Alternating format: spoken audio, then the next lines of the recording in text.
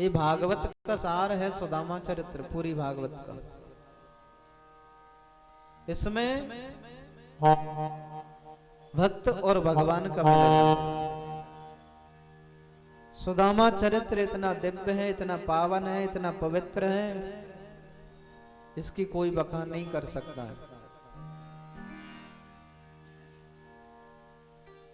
तो सुदामा चरित्र बड़ी भाव से हम श्रवण करेंगे।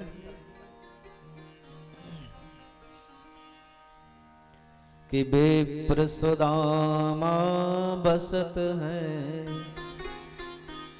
और सदा आपने धाम, भीख मांग भोजन करे जपत ही हरि नाम। विप्र सुदामा बसत हैं सदा आपने धाम। सुदामा जी महाराज कहाँ निवास करते हैं? सुदामापुरी में।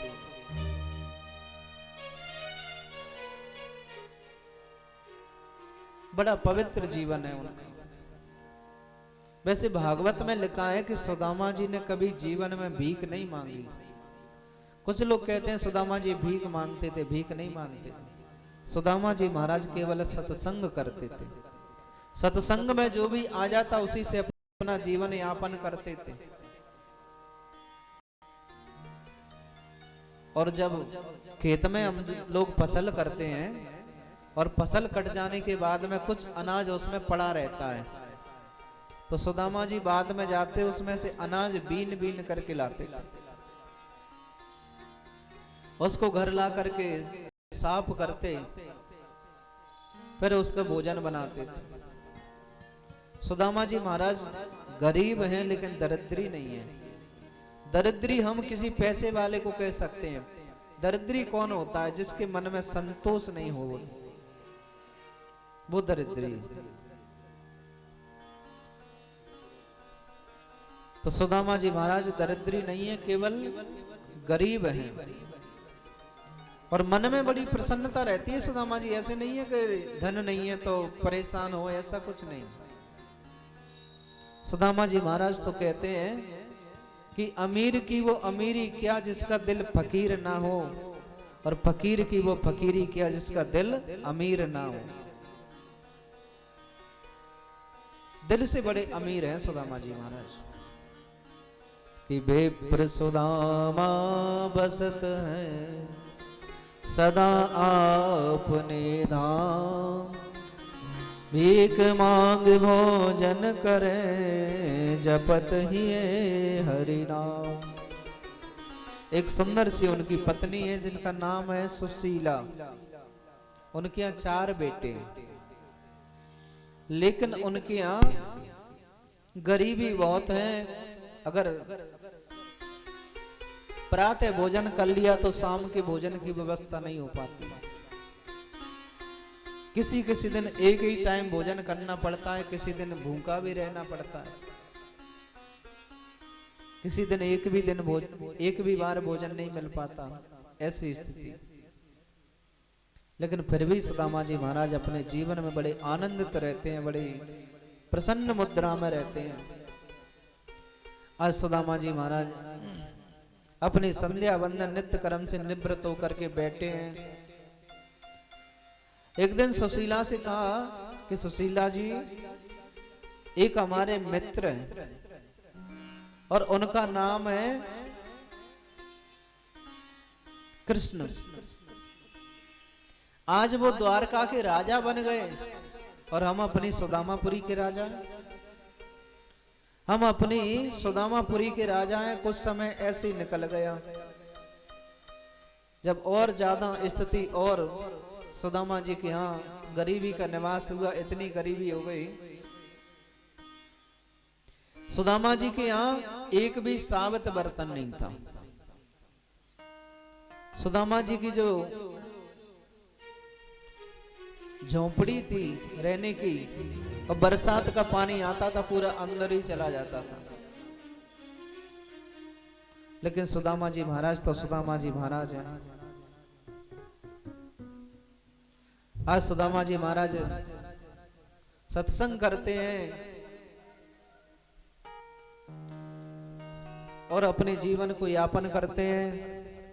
धीरे धीरे समय निकलता गया। जब देखिए, पिता भूखा रह सकता है, मां भूखी रह सकती है, लेकिन माता पिता के सामने अगर बेटा बेटी भूखे हैं तो वो उनसे रहा नहीं जाता। आज सुदामा जी महाराज बैठे हैं। आज सुशीला जी ने कहा, सुनो, आपको पता है कि मेरे बेटों को भरपेट भोजन नहीं मिल पा रहा, और आप तो कह रहे थे कि तुम्हारा एक मित्र है सुदामा। सुदामा जी से कहने लगी कि तुम्हारे मित्र द्वारकापुरी में रहते हैं, वो तो बड़े धनवान हैं, तो आप उनके पास क्यों नहीं जाते हैं? एक बार उनके पास चले जाओ तो वो हमें इतना धन दे देंगे, फिर हमारा जीवन आनंद पूर्वक निकल जाएगा। सुदामा जी महाराज की आंखों से आंसू बहने लगे और कहते हैं, देवी, मित्र से मिलने के लिए मेरी इच्छा तो बहुत हो रही है और मैं जाना भी चाहता हूं, लेकिन आपने जो प्रश्न किया है, अब मैं कभी द्वारका नहीं जाऊंगा। बोले क्यों? बोले आपने कहा कि वहां से जाकर के धन लेकर के आ जाओ। अगर धन की इच्छा से मैं गया तो मेरा मित्र क्या सोचेगा कि वैसे तो आया नहीं है, आज इसको पैसे की जरूरत पड़ गई तो मित्र बना करके मुझसे मिलने आ गया। मैं कभी नहीं जाऊंगा उनके पास। अब सुशीला जी मन में विचार करती हैं कि वास्तव में अगर इनसे कहूंगी तो ये जाएंगे नहीं। सुशीला जी ने कहा कि कोई बात नहीं है, अब धन मत मांगना, कम से कम दर्शन तो करे आओ, अपने मित्र से मिलकर तो आओ। सुशीला जी ने जब ज्यादा आग्रह किया, अब यहां पर एक समझने की बात है, ये सुशीला कौन है? ये सुशीला है हमारी बुद्धि, और सुदामा कौन है? सुदामा है हमारा मन। तो बुद्धि रूपी सुशीला मन रूपी सुदामा को भगवान से मिलने की प्रेरणा दे रही है। सुदामा जी महाराज आज मन में विचार करते हैं कि ठीक है, लेकिन मैं कुछ मांगूंगा नहीं। बोले कुछ मत मांगना। सुशीला जी ने कहा कुछ मांगना नहीं, केवल आप तो द्वारकापुरी चले जाओ, उनका दर्शन करके वापस आ जाना। आज सुशीला जी अपने पड़ोस में 4-5 घर गई और थोड़े थोड़े से चावल लेकर के आई। उनको एक वस्त्र में बांधा तो वो वस्त्र भी एक विलास्त साबित नहीं था। सुदामा जी के पास पहनने के लिए वस्त्र नहीं थे, फटे पुराने वस्त्रों को ही धारण करते थे। बिल्कुल दुबले पतले थे, एक एक हड्डी चमक रही है, पैरों की विवाही फट रही हैं, एक विलास्त कपड़ा भी साबित नहीं है। सुशीला जी ने एक कपड़े में चावलों को बांधने लगी तो विचार करती हैं कि ये तो हमारे स्वामी जी कुछ मांगेंगे नहीं। तो सुशीला जी ने आज एक पत्र लिख दिया भगवान को, और उस पत्र में लिख दिया, हे गोविंद, कि 1 मास 2 पक्ष में और 2 एकादशी होय, हमरे तो गोपाल जी नित्य एकादशी होय। हे गोविंद, 1 मास 2 पक्ष में, 1 महीने में 2 एकादशी पड़ती हैं, लेकिन हमारे यहाँ तो नित्य ही एकादशी हो रही है। ये पत्र लिख करके उस चावल की पोटली में ही बांध दिया, सुदामा जी को पता ही नहीं है, और पोटली बांध करके सुदामा जी को दे दी। सुदामा जी ने पोटली अपनी कांख में दबाए ली। आज सुदामा जी भगवान गणेश जी महाराज का स्मरण करते हैं। एक टूटी सी छड़ी है, उधड़ी सी रस्सी है, फूटो सा लोटा है। सुदामा जी महाराज आज सुदामापुरी से और द्वारकापुरी के लिए प्रस्थान करते हैं, और मन में विचार करते जा रहे हैं कि हम बचपन में कितने साथ में रहते थे, कैसी कैसी माखन चोरी करते थे। कैसी कैसी ब्रज में लीलाएं करते थे, आज अपने मन में विचार कर रहे हैं श्री सुदामा जी महाराज। और सुदामा जी महाराज आज द्वारकापुरी के लिए चल दिए और चलते चलते बड़े भाव से गाते हुए जा रहे हैं और मन में विचार करते,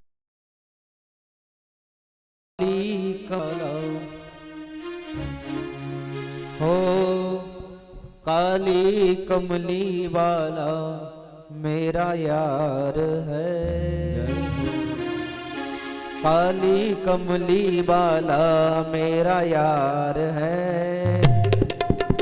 मेरे मन का मोहन तू दिलदार है। हो काली कमली वाला मेरा यार है, मेरे मन का मोहन तू दिलदार है। हो काली कमली वाला मेरा यार है, मेरे मन का मोहन तू दिलदार है। हो काले कमली वाला मेरा यार है, मेरे मन का मोहन तू दिलदार है। हो श्री राधे। मेरा यार है, मेरा दिलदार है, तू मेरा यार है, मेरा दिलदार है। होए होए होए काली कमली वाला मेरा यार है, मेरे मन का मोहन तू दिलदार है। जय हो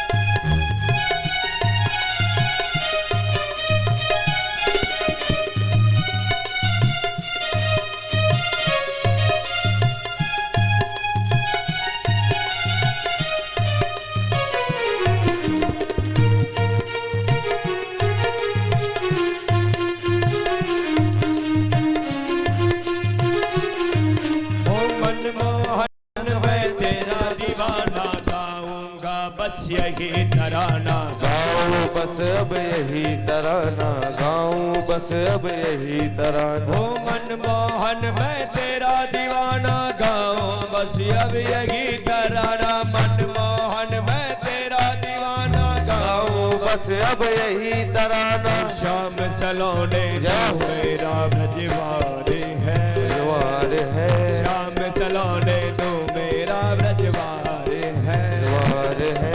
मेरे मन का मोहन तू दिलदार है। हो काली कमली वाला मेरा यार है, यार है, मेरे मन का मोहन तू दिलदार है।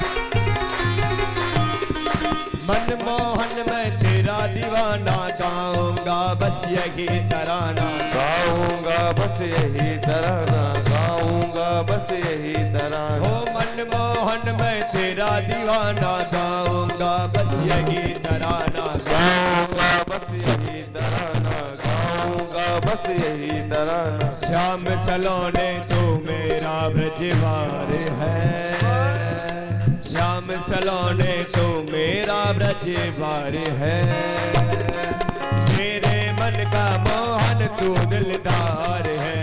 हो काली कमली वाला मेरा यार है, यार है, वो मेरे मन का मोहन तू दिलदार है। हो तू मेरा यार है, मेरा दिलदार है, तू मेरा यार है मेरा दिलदार है। हो काली कमली वाला मेरा यार है, मेरे मन का मोहन तू दिलदार है। जय हो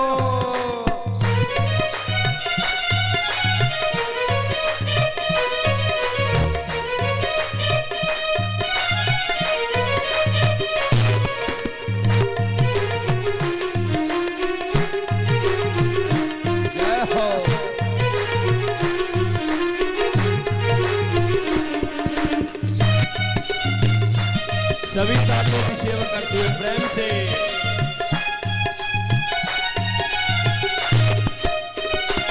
ओ पागल प्रीति की एक ही आशा, दर्द दिल दर्शन का प्यासा, दर्द दिल दर्शन का प्यासा, दर्द दिल दर्शन का प्यासा। ओ पागल प्रीति की एक ही आशा, दर्द दिल दर्शन का प्यासा, दिल दर्शन का प्यासा, दर्द दिल दर्शन का प्यासा। पागल प्रीति की एक ही आशा, दर्द दिल दर्शन का प्यासा, दर्द दिल दर्शन का प्यासा, दर्द दिल दर्शन का प्यासा। तेरे हर वादे पे मुझे एतबार है, तेरे हर वादे पे मुझे एतबार है। मेरे मन का मोहन तू दिलदार है। काली कमली वाला मेरा यार है, यार है मेरे मन का मोहन तू दिलदार है। मेरे मन का मोहन तू दिलदार है, मेरे मन का मोहन तू दिलदार है, मेरे मन का मोहन तू दिलदार है, मेरे मन का मोहन तू दिलदार है। लाल की श्री वृंदावन बिहारी लाल की जय। सुदामा जी महाराज आज श्री सुदामापुरी से द्वारकापुरी के लिए प्रस्थान करते हैं और मन में विचार करते हुए जा रहे हैं कि मेरे बचपन की सखा मेरे कन्हैया से आज मैं मिलने जा रहा हूं। बड़ी प्रसन्न मुद्रा में चले जा रहे हैं, बड़े भाव से। अब चलते चलते सुदामा जी महाराज जाना था द्वारका और पहुंच गए काशी। सुदामा जी महाराज चलते चलते जब थक जाते हैं तो कहीं विश्राम कर लेते हैं और आगे चले तो किसी दूसरे नगर में पहुंच गए। जाकर के पूछे, भैया ये कौन सा नगर है? बोले आपको कहाँ जाना है? बोले द्वारकापुरी। चलते चलते जब थक जाते हैं तो एक बट वृक्ष के नीचे उन्होंने विश्राम किया और कहा कि गोविंद अब मेरे बस की बात नहीं है, अब मेरे बस की बात नहीं है। अगर आपको द्वारकापुरी बुलाना है तो आप बुला सकते हैं प्रभु, मैं तो अब चलने में असमर्थ हो गया। और सुदामा जी महाराज विचार करते जा रहे हैं। विश्राम करने लगे, नदी के किनारे पहुंच गए। विश्राम करते और विश्राम कर रहे हैं, नदी पार करनी पड़ेगी सुदामा जी को। अब समस्या यह है कि सुदामा जी के पास में कुछ है नहीं। देखिए एक संत जी थे, एक संत अपने शिष्य को हमेशा कहते, बेटा जीवन में त्याग करना सीखो। बड़े ध्यान से सुनना इस बात को। जीवन में त्यागो और त्याग करने से ही मुक्ति मिलती है। लेकिन उनका जो शिष्य था वो थोड़ा सा लालची था, अपने पास पैसे रखता था। गुरुजी महान त्यागी थे, कुछ भी नहीं रहते थे पास में। अब एक दिन गुरु और शिष्य दोनों भ्रमण करने के लिए गए तो सामने एक बहुत बड़ी नदी आ गई। अब गुरुजी उस पार जाना चाहते हैं लेकिन जेब में कुछ नहीं है। तैर के पार कर नहीं सकते हैं, पार करनी है तो नौका में बैठ के ही करनी पड़ेगी। अब जो शिष्य था उसके पास में पैसे थे और उसने विचार किया कि गुरुजी उस पार जाना चाहते हैं लेकिन पैसे नहीं है, इसीलिए नौका वाले को नहीं बुला रहे। शिष्य ने तुरंत एक केवट को बुलाया, कहा कि भैया हमें नौका में बिठा करके उस पार लगा दो। केवट आया, गुरु शिष्य दोनों को नौका में बिठा करके उस पार उतार दिया और शिष्य ने प्रसन्न होकर के 1 रुपया निकाल करके केवट को दे दिया और शिष्य बड़ा प्रसन्न हो रहा है और गुरुजी से कहता है, देखो गुरुजी आप कहते हैं त्यागो त्यागो, अरे पैसा भी जरूरी है पास। आज हमारे पास पैसा है, हम नौका में बैठ करके पार हो गए, और पैसा नहीं होता तो ये तैर करके पार करनी पड़ती थी नदी में। गुरुजी ने कहा, बेटा तुम्हारी समझ में अभी भी नहीं आई? शिष्य ने कहा, नहीं आई महाराज। तो गुरुजी ने बताया कि देखो अभी तुमने 1 रुपया त्यागा है और इस नदी से पार हो गए।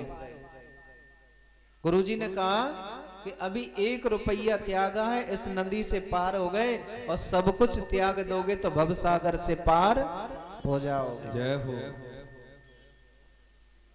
सुदामा जी महाराज बैठे हैं, विचार करते हैं, और जब थक जाते हैं तो उनको बड़ी नींद आ गई, और गहरी नींद में जैसे ही सोए मेरे गोविंद ने योग माया के द्वारा सुदामा जी महाराज को अपने द्वारकापुरी में ही बुला लिया, समुद्र के किनारे ले जाकर के सुला दिया। अब जैसे ही नींद खुली तो क्या देखते हैं, सुदामा जी महाराज बोले, मैं तो गंगा जी के किनारे सोया था, समुद्र के पास कैसे आ गया? अब जैसे ही जागे तो फिर पूछने लगे, भैया हमें द्वारकापुरी जाना है। अब समुद्र में जो नौका चला रहे थे केवट, उनसे कहा कि भैया हमें द्वारकापुरी छोड़ दो आप। तो केवट कहने लगे, जेब में कुछ है कि खाली है? सुदामा जी ने कहा, जेब में तो कुछ नहीं है। सुदामा जी कहते हैं, सुनो, ये जो द्वारकापुरी के तुम्हारे जो द्वारकाधीश है ना, वो मेरे बचपन के मित्र हैं। अगर तुम मुझे वहां पर छोड़ देंगे तो मैं तुम्हें लौटते समय दोनों तरफ का भाड़ा दे दूंगा। लेकिन कोई केवट उनके जाने के लिए तैयार नहीं हो रहा। आज भगवान विचार करते हैं कि मेरा भक्त आया है। आज भगवान अपने भक्त के लिए स्वयं केवट बन गए, और नौका को चलाते हुए स्वयं मेरे प्रभु आ रहे हैं और आवाज लगा रहे हैं, द्वारकापुरी द्वारकापुरी। सुदामा जी से कहा, सुदामा जी ने कहा, भैया मैं भी चलूंगा द्वारकापुरी। बोले बैठ जाओ। स्वयं मेरे कन्हैया ने सुदामा जी को अपनी नौका में बिठा लिया, और सुदामा जी बैठे हैं तो कन्हैया बार बार सुदामा की तरफ देख रहे हैं। सुदामा जी कहने लगे, ऐसे काय को देख रहे हैं? तुम जाने ना अभी मोए, मैं जो द्वारकाधीश हैं तुम्हारे, उनका मित्र हूं, बचपन का मेरा नाम सुदामा है। भगवान कहते हैं, सुदामा जी सब बदल गए लेकिन तुम नहीं बदले। आज द्वारकापुरी के दरवाजे पर भगवान सुदामा जी को छोड़ करके अंतर ध्यान हो गए, और जैसे ही सुदामा जी महाराज द्वारपालों के पास में पहुंचे और जाकर के द्वारपालों से कहने लगे, भैया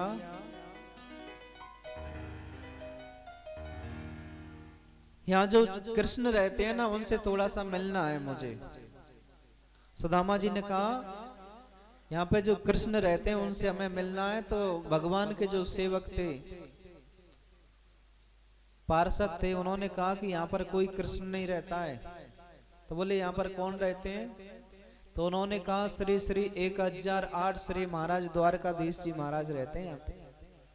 सुदामा जी कहने लगे, लाला बचपन में तो अम्बा से कन्नुआ कन्नुआ कहे, अब वो इतना बड़ा राजा बन गया तो मैं भी कम थोड़ी है, मैं भी अपनी द्वारकापुरी का राजा हूं। आज सुदामा जी महाराज द्वारपालों से आग्रह करते हैं कि तुम एक बार जाकर के मेरे गोविंद से कह दो कि तुम्हारे बचपन का मित्र सुदामा आया है आपसे मिलने के लिए। लेकिन द्वारपाल, देखो है तो भगवान के द्वारपाल, द्वारपालों ने सुदामा जी महाराज को बढ़िया सम्मान के साथ में बिठलाया और उसके बाद में सुदामा जी से कहा, महाराज अभी हमारे प्रभु का विश्राम करने का समय हो गया है, आप थोड़ा सा इंतजार कर लो और जब विश्राम करने के बाद में प्रभु जब आएंगे तो हम उनको बता देंगे। लेकिन सुदामा जी ने जब ज्यादा आग्रह किया तो द्वारपाल तो ठीक है बोले, हम जाते हैं। और जय और विजय नाम के दोनों द्वारपाल आज भगवान विश्राम करने के लिए जा ही रहे थे, तब तक द्वारपालों ने जाकर के गोविंद के चरणों में प्रणाम किया और कहा कि महाराज हमें क्षमा करना, आपका विश्राम का समय हो रहा है, लेकिन कुछ बात ही कुछ ऐसी है इसीलिए हमें आना पड़ा। कन्हैया बोले क्या कहना चाहते हैं, क्या बात है?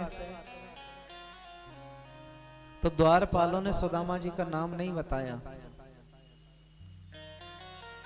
द्वारपालों ने क्या कहा, आइए सुनते हैं क्या कहते हैं द्वारपाल।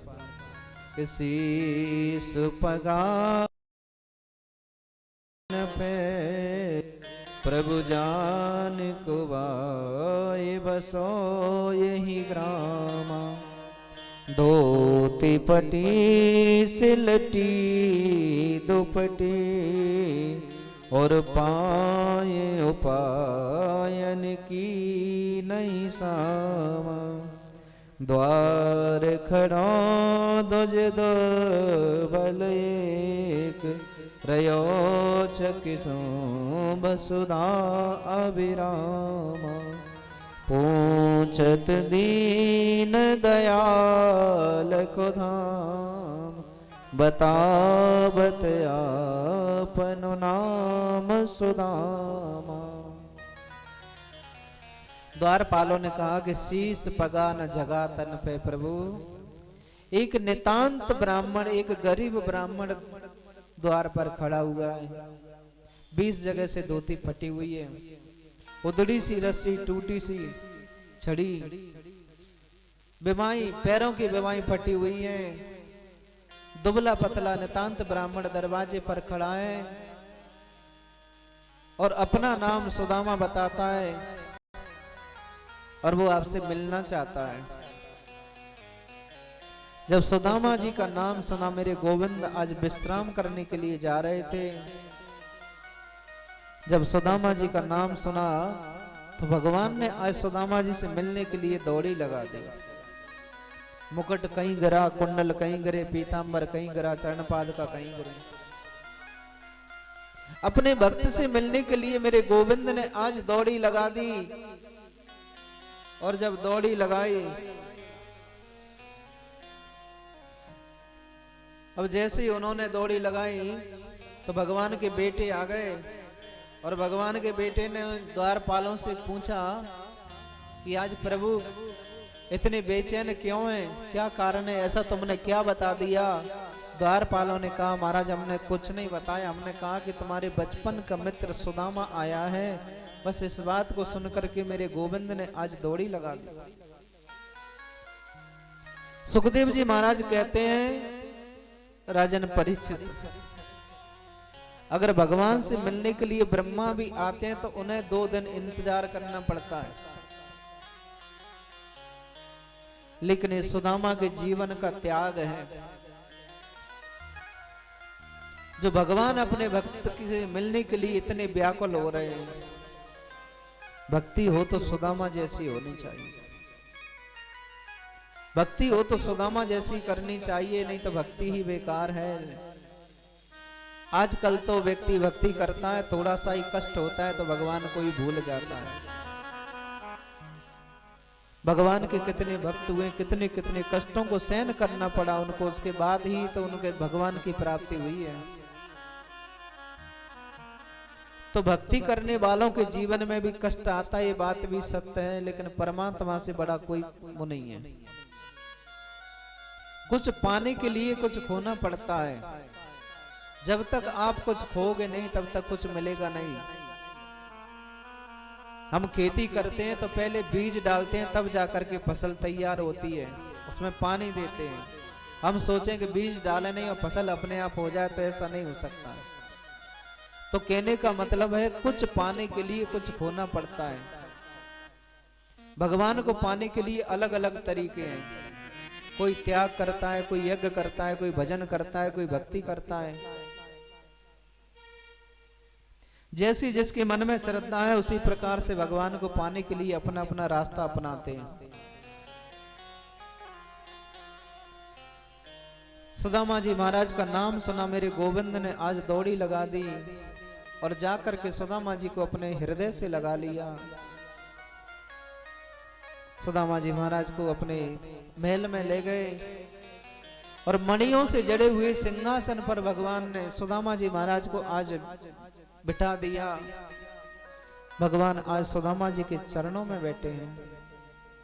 सुदामा जी की दशा को निहार रहे हैं, कह रहे हैं सुदामा सब बदल गए लेकिन तुम नहीं बदलोगे। सुदामा जी से पूछा सुदामा जी आप कैसे हैं?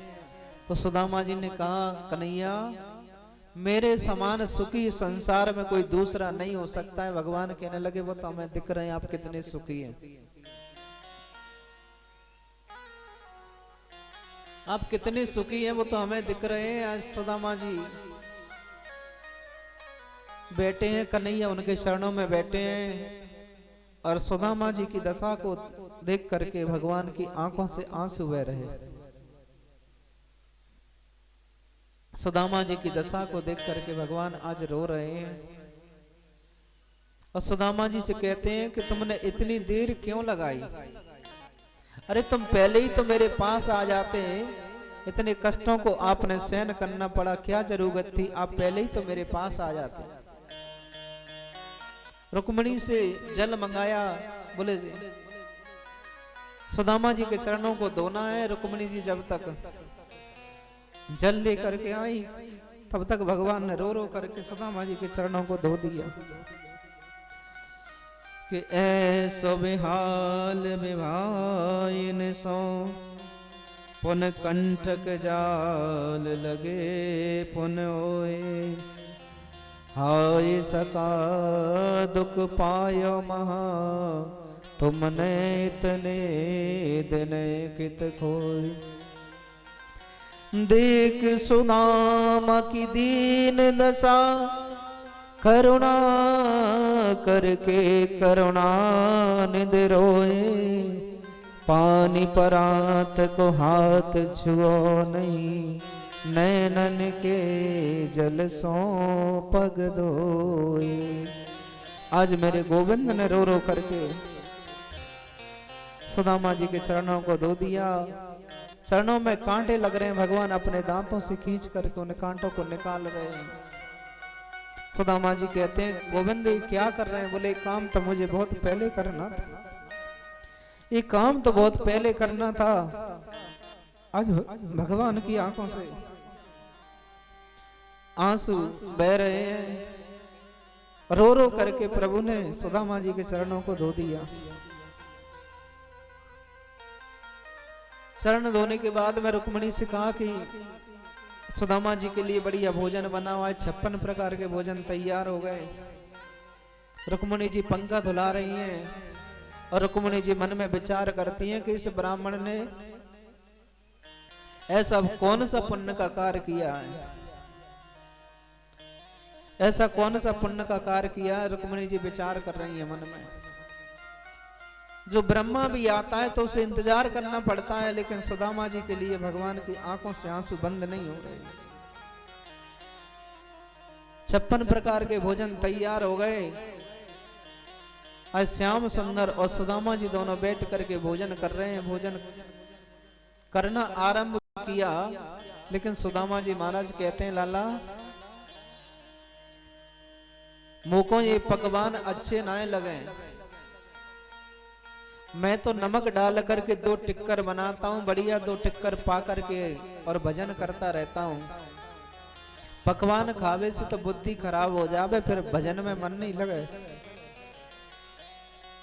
दूसरी बात, सुदामा जी मन में विचार करते हैं कि मेरे बच्चे घर में भूखे बैठे हैं और पिताजी 56 प्रकार का भोग कैसे खा सकते हैं। भोजन करते समय अपने बच्चों की याद आ गई सुदामा जी को, इसीलिए भोजन करने में कहते हैं कि वे 56 प्रकार के भोजन खाने से बुद्धि खराब हो जाती है, पकवान खाने से बुद्धि खराब हो जाती है। भोजन करने के बाद में बचपन की बातों को याद करते रहे। कन्हैया कहने लगे, सुदामा जी हम कैसी कैसी माखन चोरी करते, गाय चराने जाते। बचपन की बातों को याद करते करते आज मेरे गोविंद ने अपनी रानियों से कहा कि जाओ जाकर के पंडित जी से आशीर्वाद लो। अब 16,108 पटरानियां भगवान की रानियां और एक एक करके सभी आशीर्वाद लेने के लिए आई। सबसे पहले रुक्मणी जी आई। महाराज मेरा नाम रुक्मणी है, आपके चरणों में प्रणाम करती हूँ। सुदामा जी ने कहा सौभाग्यवती बा।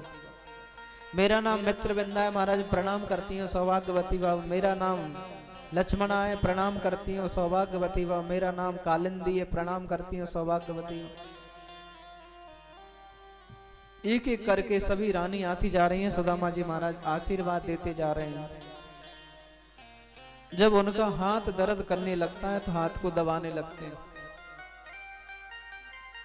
एक एक करके आती जा रही हैं, आशीर्वाद देते जा रहे हैं। आशीर्वाद देते देते सुदामा जी महाराज ने कन्हैया को बुलाया। बोले कन्हैया इधर आना।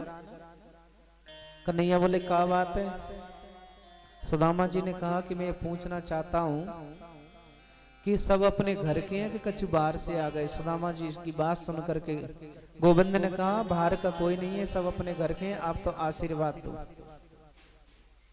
आशीर्वाद देते देते फिर हाथ थक जाता है। सुदामा जी ने फिर बुलाया, कन्हैया एक बात कहूं। बोले क्या बात है। बोले लाला मेरे बस की बात नहीं है आशीर्वाद देने की, तो क्या करूं, आशीर्वाद तो देना पड़ेगा।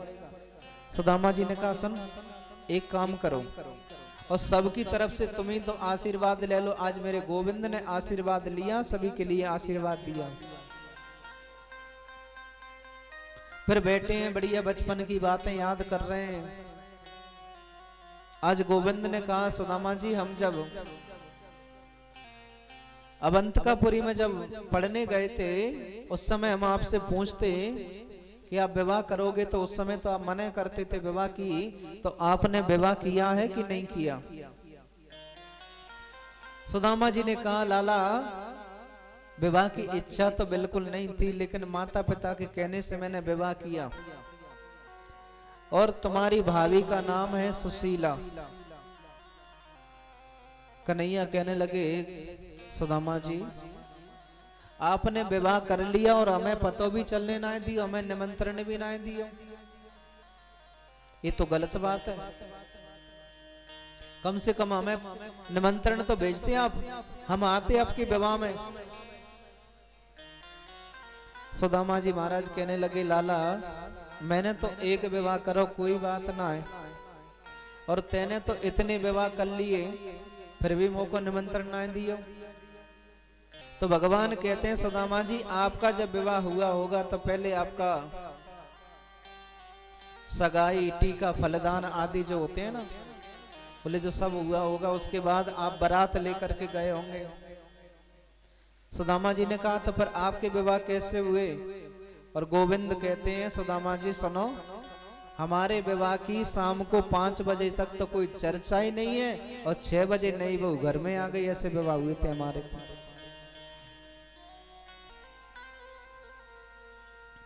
हमारे विवाह तो ऐसे हुए। कन्हैया बोले ये बात तो सब छोड़ो, मैंने विवाह तो इसीलिए पूछा था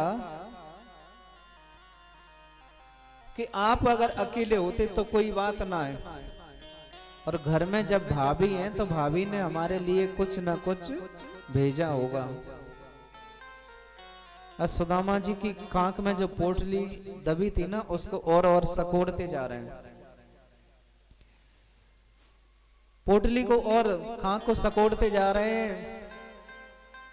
तो आज मेरे गोविंद कहते हैं सुदामा जी से कि भैया कह दे मन की बात, कहा मुको भेजो भाभी ने।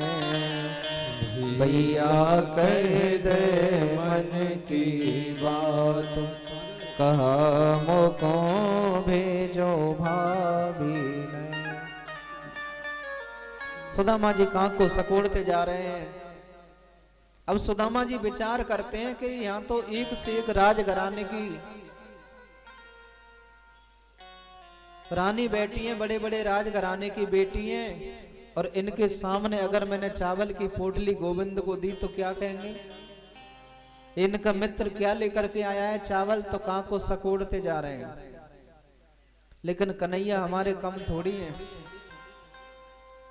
सुदामा जी उनसे बातें करने लगे, बोले बातों में इसका ध्यान चला जाए, लेकिन कन्हैया तो कन्हैया, वो बातों में तो मानते नहीं है।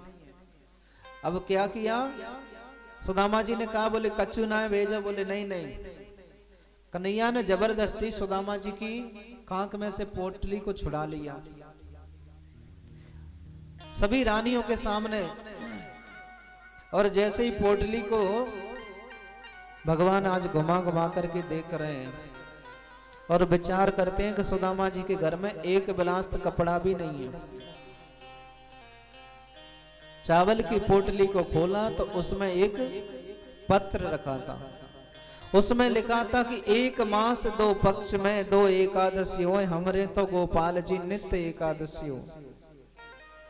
कन्हैया ने उस पत्र को पढ़ लिया और भगवान ने आज उस पोटली में से 1 मुट्ठी चावल लेकर के खा लिए और 1 लोक दे दियो। दूसरी मुट्ठी चावल खा लिए, 2 लोक दे दिए, और तीसरी मुट्ठी चावल खाने के लिए हुए। रुक्मिणी ने आकर के हाथ पकड़ लिया, बोले गोविंद अब सब कुछ इनको दे देंगे तो फिर हम कहां रहेंगे? गोविंद ने कहा, रुक्मिणी जी मुझे कितना स्वाद आ रहा था इन चावलों में, आपने मुझे रोक दिया तो आज सुदामा जी को 2 लोग दे दिए, सुदामा जी को पता ही नहीं चला। और आज भगवान ने कहा, पत्र को पढ़ करके, पत्र में लिखा था कि 1 मास 2 पक्ष में 2 एकादशी होए, हमरे तो गोपाल जी नित्य एकादशी होए।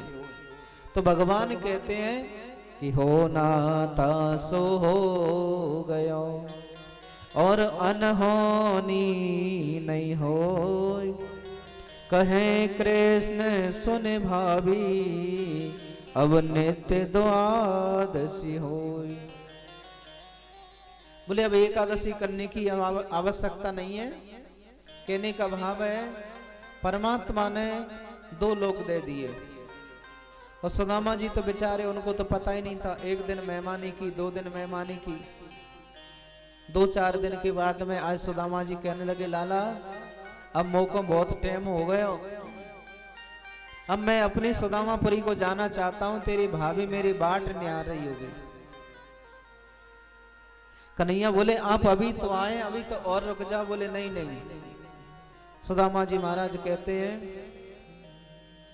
कि नाबत होगी नहीं मन से, नहीं शीश के केस सुकावत होगी, जयबत होगी न पीबत होगी, नैनन नीर बहावत होगी, देखत होगी गणेश सपने, गिनतार निरैन बितावत होगी, द्वारकानाथ विदा कर दो, घर कामिन काग उड़ावत होगी।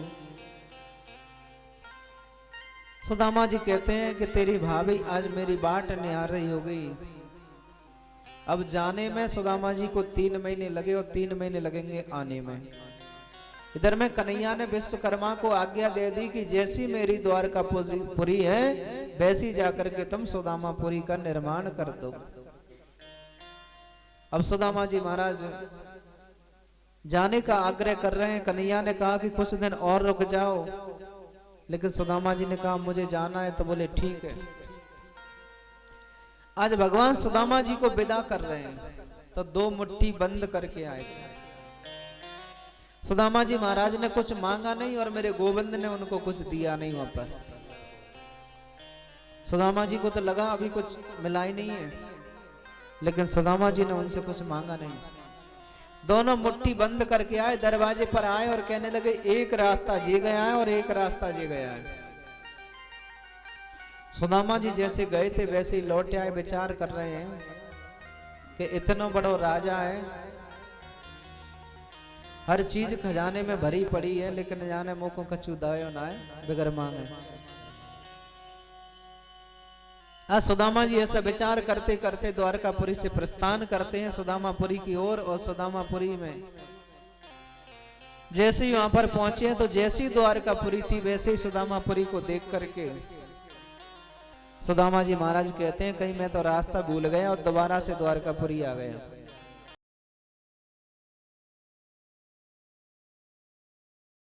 पे प्रभु जान को आए बसो यही ग्रामा, धोती पटी सिलटी दुपटी और पाए उपायन की नहीं सामा। द्वार खड़ा दुज दो बल एक, रयो चकिसो बसुधा अभिरामा। पूछत दीन दयाल को धाम, बतावत आपन नाम सुदामा। द्वारपालों ने कहा कि शीश पगा न जगा तन पे प्रभु। एक नितांत ब्राह्मण, एक गरीब ब्राह्मण द्वार पर खड़ा हुआ है। 20 जगह से धोती फटी हुई है, उधड़ी सी रस्सी, टूटी सी छड़ी, बिमाई, पैरों की बिमाई फटी हुई है। दुबला पतला नितांत ब्राह्मण दरवाजे पर खड़ा है और अपना नाम सुदामा बताता है और वो आपसे मिलना चाहता है। जब सुदामा जी का नाम सुना, मेरे गोविंद आज विश्राम करने के लिए जा रहे थे, जब सुदामा जी का नाम सुना तो भगवान ने आज सुदामा जी से मिलने के लिए दौड़ी लगा दी। मुकुट कहीं गिरा, कुंडल कहीं गिरे, पीतांबर कहीं गिरा, चरणपाद का कहीं गिरे।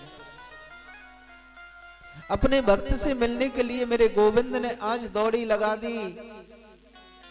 और जब दौड़ी लगाई, अब जैसे ही उन्होंने दौड़ी लगाई तो भगवान के बेटे आ गए और भगवान के बेटे ने द्वारपालों से पूछा कि आज प्रभु इतने बेचैन क्यों हैं, क्या कारण है, ऐसा तुमने क्या बता दिया।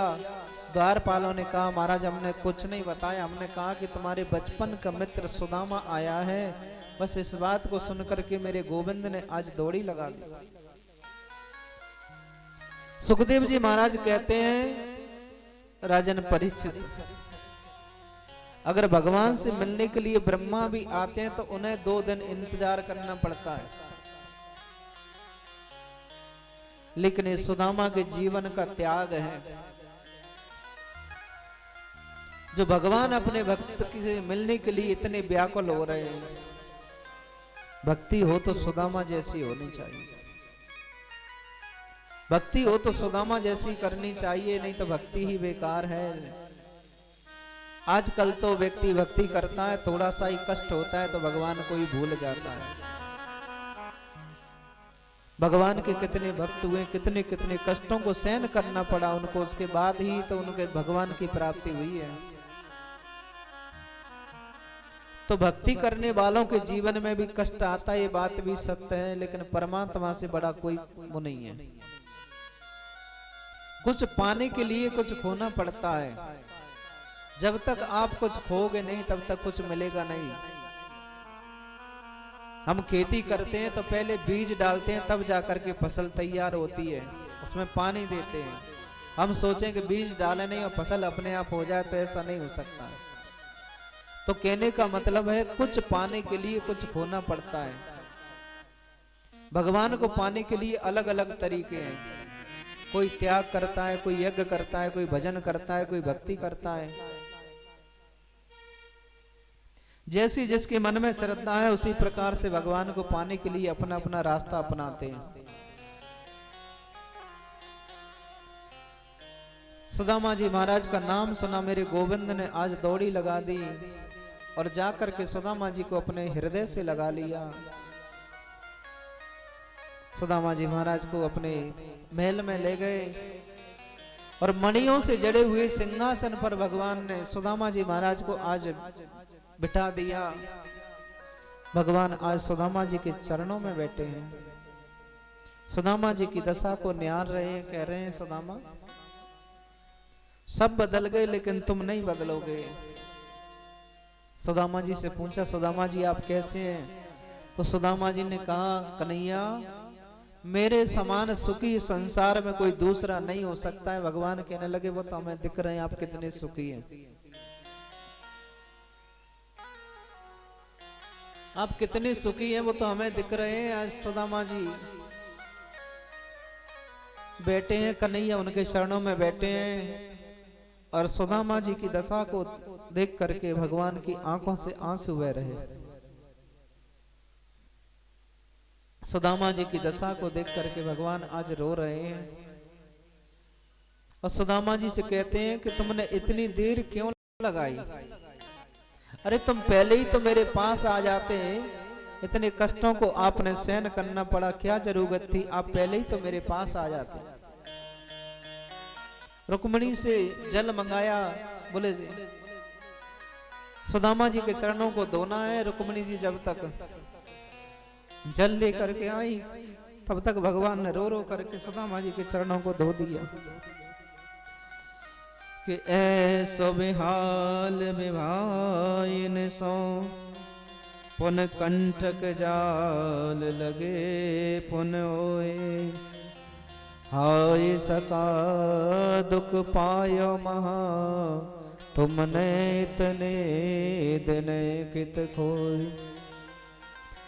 देख सुदामा की दीन दशा करुणा करके करुणा निध रोए पानी परात को हाथ छुओ नहीं नैनन के जल सो पग धोए।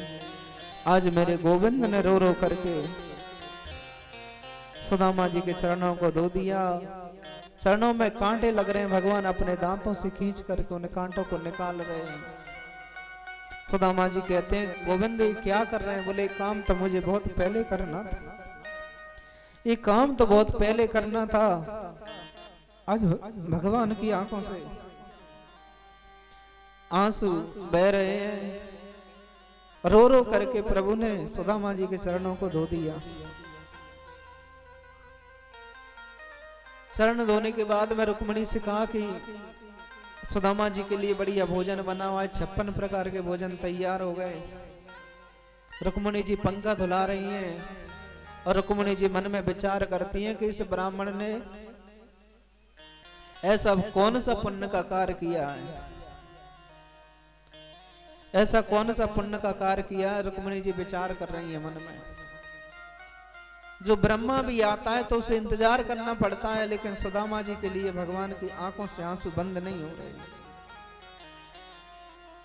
56 प्रकार के भोजन तैयार हो गए। आज श्याम सुंदर और सुदामा जी दोनों बैठ करके भोजन कर रहे हैं। भोजन करना आरंभ किया, लेकिन सुदामा जी महाराज कहते हैं लाला मुझको ये पकवान अच्छे ना लगे, मैं तो नमक डाल करके 2 टिक्कर बनाता हूँ, बढ़िया 2 टिक्कर पा करके और भजन करता रहता हूँ। पकवान खावे से तो बुद्धि खराब हो जावे, फिर भजन में मन नहीं लगे। दूसरी बात, सुदामा जी मन में विचार करते हैं कि मेरे बच्चे घर में भूखे बैठे हैं और पिताजी 56 प्रकार का भोग कैसे खा सकते हैं। भोजन करते समय अपने बच्चों की याद आ गई सुदामा जी को, इसीलिए भोजन करने में कहते हैं कि वे 56 प्रकार के भोजन खाने से बुद्धि खराब हो जाती है, पकवान खाने से बुद्धि खराब हो जाती है। भोजन करने के बाद में बचपन की बातों को याद करते रहे। कन्हैया कहने लगे, सुदामा जी हम कैसी कैसी माखन चोरी करते, गाय चराने जाते, बचपन की बातों को याद करते करते आज मेरे गोविंद ने अपनी रानियों से कहा कि जाओ जाकर के पंडित जी से आशीर्वाद लो। अब 16,108 पटरानियां भगवान की रानियां और एक एक करके सभी आशीर्वाद लेने के लिए आई। सबसे पहले रुक्मणी जी आई। महाराज मेरा नाम रुक्मणी है, आपके चरणों में प्रणाम करती हूँ। सुदामा जी ने कहा सौभाग्यवती बा। मेरा नाम मित्रविंदा है, महाराज प्रणाम करती हूँ सौभाग्यवती बा। मेरा नाम लक्ष्मणा है, प्रणाम करती हूँ सौभाग्यवती बा। मेरा नाम कालिंदी है, प्रणाम करती हूँ सौभाग्यवती। एक एक करके सभी रानी आती जा रही हैं, सुदामा जी महाराज आशीर्वाद देते जा रहे हैं। जब उनका हाथ दर्द करने लगता है तो हाथ को दबाने लगते हैं। एक एक करके आती जा रही हैं, आशीर्वाद देते जा रहे हैं। आशीर्वाद देते देते सुदामा जी महाराज ने कन्हैया को बुलाया। बोले कन्हैया इधर आना। कन्हैया बोले क्या बात है। सुदामा जी ने कहा कि मैं पूछना चाहता हूं कि सब अपने घर के हैं कि कछु बाहर से आ गए। सुदामा जी इसकी बात सुन करके गोविंद ने कहा बाहर का कोई नहीं है, सब अपने घर के हैं, आप तो आशीर्वाद दो। आशीर्वाद देते देते फिर हाथ थक जाता है। सुदामा जी ने फिर बुलाया, कन्हैया एक बात कहूं। बोले क्या बात है। बोले लाला मेरे बस की बात नहीं है आशीर्वाद देने की, तो क्या करूं, आशीर्वाद तो देना पड़ेगा। सुदामा जी ने कहा सुन एक काम करो और सबकी तरफ से तुम ही तो आशीर्वाद ले लो। आज मेरे गोविंद ने आशीर्वाद लिया, सभी के लिए आशीर्वाद दिया। फिर बैठे हैं, बढ़िया बचपन की बातें याद कर रहे हैं। आज गोविंद ने कहा सुदामा जी हम जब अवंतिकापुरी में जब पढ़ने गए थे उस समय हम आपसे पूछते कि आप विवाह करोगे, तो उस समय तो आप मना करते थे विवाह की, तो आपने विवाह किया है कि नहीं किया। सुदामा जी ने कहा लाला विवाह की इच्छा तो बिल्कुल नहीं थी, लेकिन माता पिता के कहने से मैंने विवाह किया। और तुम्हारी भाभी का नाम है सुशीला। कन्हैया कहने लगे सुदामा जी आपने विवाह कर लिया और हमें पतो भी चलने ना दियो, हमें निमंत्रण भी ना दियो, ये तो गलत बात है। कम से कम हमें निमंत्रण तो भेजते आप, हम आते आपके विवाह में। सुदामा जी महाराज कहने लगे लाला मैंने तो एक विवाह करो कोई बात ना है, और तेने तो इतने विवाह कर लिए फिर भी मोको निमंत्रण ना दियो। तो भगवान कहते हैं सुदामा जी आपका जब विवाह हुआ होगा तो पहले आपका सगाई टीका फलदान आदि जो होते हैं ना, बोले जो सब हुआ होगा, उसके बाद आप बारात लेकर के गए होंगे। सुदामा जी ने कहा तो फिर आपके विवाह कैसे हुए। और गोविंद कहते हैं सुदामा जी सुनो हमारे विवाह की शाम को 5 बजे तक तो कोई चर्चा ही नहीं है, और 6 बजे नई बहू घर में आ गई, ऐसे विवाह हुए थे हमारे।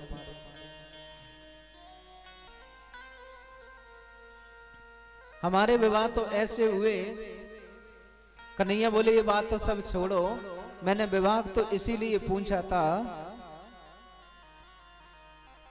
कि आप अगर अकेले होते तो कोई बात ना है, और घर में जब भाभी हैं तो भाभी ने हमारे लिए कुछ ना कुछ भेजा होगा। सुदामा जी की कांख में जो पोटली दबी थी ना उसको और सकोड़ते जा रहे हैं। पोटली को और खाक को सकोड़ते जा रहे हैं।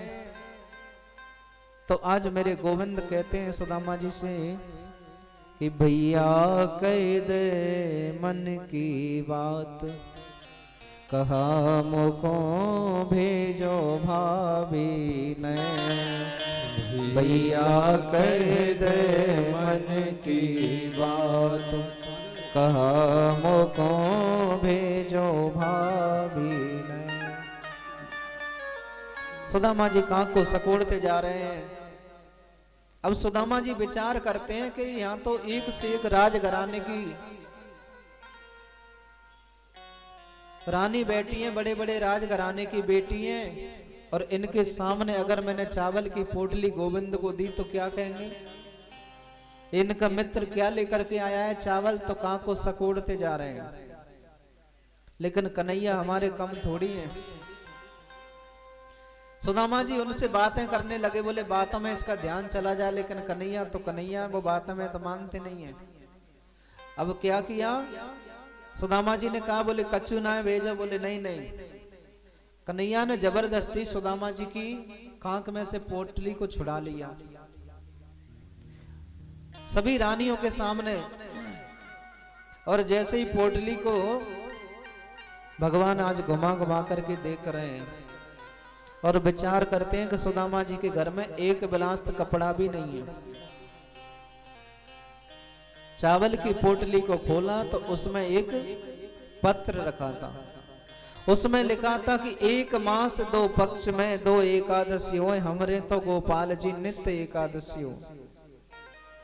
कन्हैया ने उस पत्र को पढ़ लिया और भगवान ने आज उस पोटली में से 1 मुट्ठी चावल लेकर के खा लिए और 1 लोक दे दियो। दूसरी मुट्ठी चावल खा लिए, 2 लोक दे दिए, और तीसरी मुट्ठी चावल खाने के लिए हुए। रुक्मिणी ने आकर के हाथ पकड़ लिया, बोले गोविंद अब सब कुछ इनको दे देंगे तो फिर हम कहां रहेंगे? गोविंद ने कहा, रुक्मिणी जी मुझे कितना स्वाद आ रहा था इन चावलों में, आपने मुझे रोक दिया तो आज सुदामा जी को 2 लोग दे दिए, सुदामा जी को पता ही नहीं चला। और आज भगवान ने कहा, पत्र को पढ़ करके, पत्र में लिखा था कि 1 मास 2 पक्ष में 2 एकादशी होए, हमरे तो गोपाल जी नित्य एकादशी होए। तो भगवान कहते हैं कि हो नाता सो हो गयो और अनहोनी नहीं हो, कहे कृष्ण सुन भाभी अब नित्य द्वादशी हो। बोले अब एकादशी करने की आवश्यकता नहीं है। कहने का भाव है परमात्मा ने 2 लोक दे दिए और सुदामा जी तो बेचारे, उनको तो पता ही नहीं था। 1 दिन मेहमानी की, 2 दिन मेहमानी की, 2-4 दिन के बाद में आज सुदामा जी कहने लगे, लाला अब मौको बहुत टाइम हो गया, अब मैं अपनी सुदामापुरी को जाना चाहता हूं, तेरी भाभी मेरी बाट नहीं आ रही होगी। कन्हैया बोले आप अभी तो आए, अभी तो और रुक जा। बोले नहीं नहीं। सुदामा जी महाराज कहते हैं कि नाबत होगी नहीं मन से, नहीं शीश के केस सुकावत होगी, जयबत होगी न पीबत होगी, नैनन नीर बहावत होगी, देखत होगी गणेश सपने, गिनतार निरैन बितावत होगी, द्वारकानाथ विदा कर दो, घर कामिन काग उड़ावत होगी। सुदामा जी कहते हैं कि तेरी भाभी आज मेरी बाट निहार रही होगी। अब जाने में सुदामा जी को 3 महीने लगे और 3 महीने लगेंगे आने में। इधर में कन्हैया ने विश्वकर्मा को आज्ञा दे दी कि जैसी मेरी द्वारकापुरी है वैसी जाकर के तुम सुदामापुरी का निर्माण कर दो। अब सुदामा जी महाराज जाने का आग्रह कर रहे हैं। कन्हैया ने कहा कि कुछ दिन और रुक जाओ, लेकिन सुदामा जी ने कहा मुझे जाना है। तो बोले ठीक है। आज भगवान सुदामा जी को विदा कर रहे हैं तो दो मुट्ठी बंद करके आए थे। सुदामा जी महाराज ने कुछ मांगा नहीं और मेरे गोविंद ने उनको कुछ दिया नहीं। वहां पर सुदामा जी को तो लगा अभी कुछ मिला ही नहीं है, लेकिन सुदामा जी ने उनसे कुछ मांगा नहीं। दोनों मुट्ठी बंद करके आए, दरवाजे पर आए और कहने लगे एक रास्ता जे गया है और एक रास्ता जे गया है। सुदामा जी जैसे गए थे वैसे ही लौट आए। विचार कर रहे हैं कि इतना बड़ा राजा है, हर चीज खजाने में भरी पड़ी है, लेकिन जाने मुंह को कछु दायो ना है बगैर मांगे। आज सुदामा जी ऐसा विचार करते करते द्वारकापुरी से प्रस्थान करते हैं सुदामापुरी की ओर। और सुदामापुरी में जैसे ही वहां पर पहुंचे हैं तो जैसी द्वारकापुरी थी वैसे ही सुदामापुरी को देख करके सुदामा जी महाराज कहते हैं कहीं मैं तो रास्ता भूल गया और दोबारा से द्वारकापुरी आ गया।